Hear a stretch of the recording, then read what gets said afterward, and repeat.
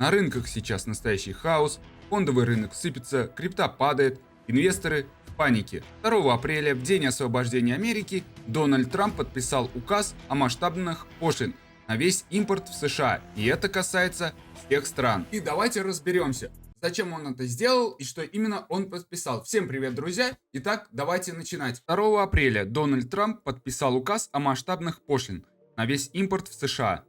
5 апреля 2025 года США вводят пошлину в 10% на все импортируемые товары, вне зависимости от страны происхождения. И это означает, что абсолютно любой товар, который попадает на территорию США, будь там любая техника, продукты, автомобили, сталь, теперь автоматически облагается налогом в 10%. Но тем самым Трамп запускает систему взаимных пошлин. Это означает, что если любая другая страна вводит тарифы против американских товаров, то США будут вводить более жесткие меры в ответ. Китай 34% пошлины на весь импорт, Европа 20%, Япония 24%. И это начало торговой войны.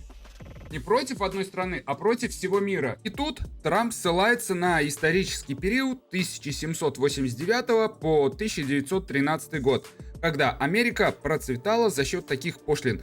И именно в этот период она стала богатой и процветающей страной. С 1789 по 1913 год мы были страной, поддерживающей тарифы. Америка была самой богатой страной в истории.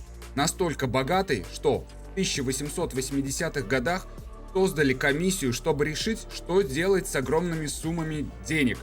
Мы так быстро собирали деньги, что не знали, что с ними делать. Тем самым Трамп хочет устранить зависимость от других стран. Но сейчас мы живем совсем в другое время, где в мире все взаимосвязано. И если какая-то любая страна меняет правила игры, то это сказывается на всем мире. Рынки на заявление Трампа отреагировали моментально. Фондовый рынок потерял $3 триллиона всего за один день, и это является самым худшим днем за последние 4 года. Биткоин же, само собой, отреагировал и упал с 88 до 82 тысяч долларов, и настроения на рынке максимально мрачные. И из-за того, что сейчас у нас мир взаимосвязан с собой, введенные пошлины — это шаг, который может ударить по всей мировой экономике. И сейчас аналитики предупреждают о реальном риске рецессии в США, который может перерасти в глобальный кризис.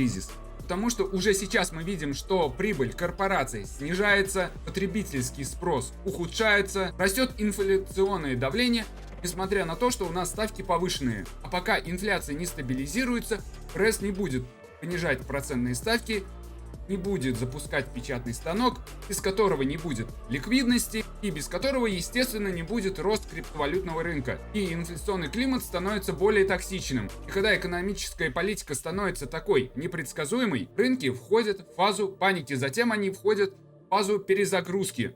Потому что рынки больше всего не любят неопределенность. И сейчас мы находимся в фазе сильного давления. И тут можно рассматривать негативный сценарий в том, что нам есть еще куда падать. А с другой стороны, можно найти оптимистичный посыл, из которого следует, что мы находимся на последнем отрезке нисходящего тренда, после которого начнется фаза восстановления. Конечно, как будет на самом деле, не скажет ни один человек в мире. Хочу сказать, что подобное уже происходило во время прошлого президентства Трампа. В марте 2018 года он ввел пошлины на Китай, Евросоюз и ряд других стран. Естественно, как и сейчас, тогда рынки отреагировали падением. Но через какое-то время рынки стабилизировались, и они продолжили рост до окончания его президентского срока. Конечно, то, что происходит у нас сейчас, это боль. Потому что никому не приятно смотреть на свои красные портфели и осознавать, что они несут большие убытки. Но если смотреть на это в более масштабной перспективе, то у нас есть вероятность, что мы стоим на формировании новой стадии рынка. Турбулентность, паника, низы по всему, полная потеря, что роста уже дальше ждать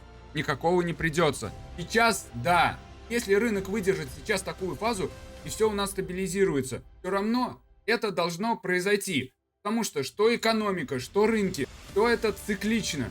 Бывает бесконечного роста, так же, как и не бывает бесконечного падения. И это все может стать стартовой точкой для нового формирования рынка, только уже более зрелого и более масштабного.